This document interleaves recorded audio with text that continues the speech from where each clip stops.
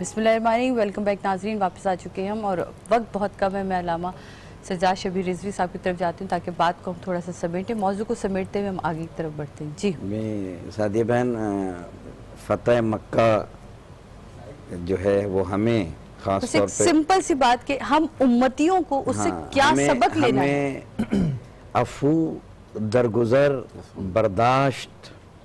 اور جہاں یہ بھی میں بتا دوں کہ جو اسلام کے دشمن تھے فتح مکہ سے پہلے, اس کے بعد وہ جب اسلام میں داخل ہو گئے تو ان کے غرور کے بت ٹوٹ گئے. تو اسلام میں غرور کی گنجائش نہیں ہے. فتح مکہ سے ہمیں یہ بھی سبق ملتا ہے. سبحان اللہ. اسلام میں انکساری ہے, اسلام میں برداشت ہے. اسلام میں فتح مکہ سے ہمیں یہ بھی سبق ملتا ہے کہ ہم ایک دوسرے کے کام آئیں. اسلام میں سے ہمیں یہ بھی سبق ملتا ہے کہ ہم کسی کو جھڑکیں نہیں. بے شک. کیونکہ رمضان کے مہینے میں فتح مکہ ہمیں یہ بھی سبق ملتا ہے کہ ہم مسلمان بن کے ایک ایسے با اخلاق انسان بنے کہ دنیا دیکھ کے یہ کہے کہ سرکار دو جہاں کے امتی. سبحان اللہ.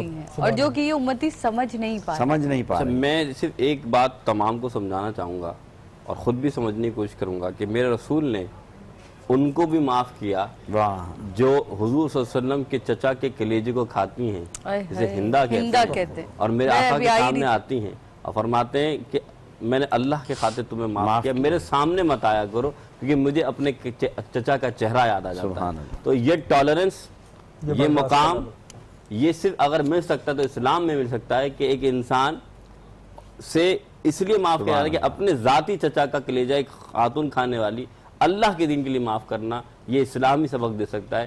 ایسا سبق انسانیت کو اگر ملا ہے تو مصطفیٰ کے در سے ہی ملا. ورنہ اگر ہم یہ کہتے ہیں کہ ہم ہیں مصطفیٰ کے امتی, تو اگر ہم دیکھیں تو ہمارے ہی گھر پہ اگر کوئی وار کرتا ہے تو ہم اسے گھر سے نکال کے اس کی ماں بہنوں کی عزتوں کو پامال کرتے ہیں اور اس پہ ہم بہت فخر کرتے ہیں کہ ہم نے اپنا بدلہ لے لیا. پر مڑ کے ہم کبھی اپنے انبیاء کرام کی طرف نہیں دیکھتے, اپنے رسول خدا صلی اللہ علیہ وآلہ وسلم کی طرف نہیں دیکھتے, اپنے خلفائے راشدین کی طرف نہیں دیکھتے کہ ابو بکر صدیق رضی اللہ تعالیٰ عنہ, حضرت عمر رضی اللہ تعالیٰ عنہ, حضرت علی رضی اللہ تعالیٰ عنہ, حضرت عثمان غنی رضی اللہ تعالیٰ عنہ, جب ان جیسے لوگ وہاں موجود ہوں اور کوئی رسول خدا صلی اللہ علیہ وآلہ وسلم کے خلاف کچھ کہہ رہا ہو, تو ان کے اوپر کیا گزرتی ہوگی اور کتنی برداشت ہوگی اور کیا تربیت ہوگی مولا کی ان کے لیے کہ یہ برداشت اس بات کو اور پیار سے اپنی مسکراہٹ سے اگلے کو مسلمان کرتے چلے گئے. کیا ہم ان کے امتی نہیں ہیں؟ کیا ہم اپنے خلفائے راشدین سے یہ نہیں سیکھ سکتے؟ یہ آج ہمارے لیے لمحہ فکریہ ہے جناب. اپنی بات کو سمیٹوں گی اور دعا کی طرف جاؤں گی جناب.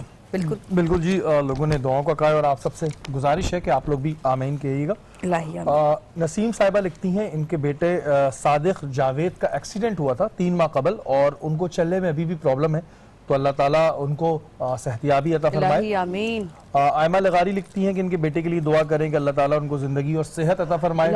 آمین. شاہدہ کے لیے دعا کریں, بے روزگار ہیں, اللہ پاک انہیں نوکری عطا فرمائے. راشد کے لیے دعا کریں ان کی شادی خیر و عافیت سے ہو جائے.